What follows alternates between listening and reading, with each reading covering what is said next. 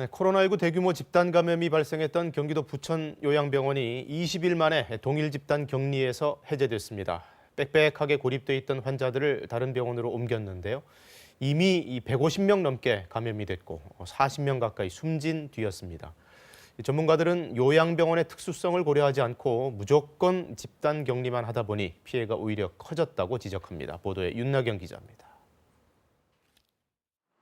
지난달 11일 이후 150명이 넘는 확진자가 발생한 부천의 한 요양병원.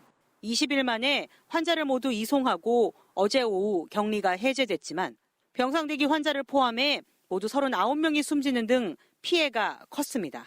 고령 환자에다가 기저 질환들이 이제 많이 가지고 계셨잖아요. 전담병원으로 배송을 해서 지금 치료를 했어야 되는데 병상이 부족하다 보니까 요양시설의 무조건 격리가 피해를 키웠다는 지적이 잇따르고 있습니다.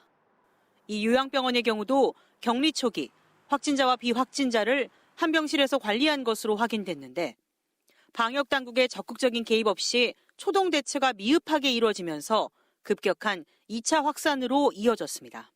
코호트 격리를 한다고 하면서 환자군을 구분해서 별도로 격리 조치도 하지 않아 한 방에 여러 명 수용해 그 안에서 교차 감염이 일어나는 거죠. 전담병원 이송이 늦어진 것도 주요 원인입니다. 적절한 치료시설도 없는 상태에서 동일 집단 격리된 채 한정된 인력으로 환자들을 돌보다 보니 요양병원 내에서의 추가 감염이 불가피한 상황입니다.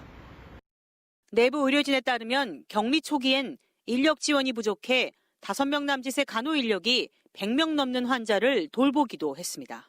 이 환자를 감당할 수 있는 능력을 봐서 좀 말이 안 되는 거거든요. 요양병원에서 발생하는 집단 감염 환자들을 수용할 수 있는 그런 데를 따로 만든다든지.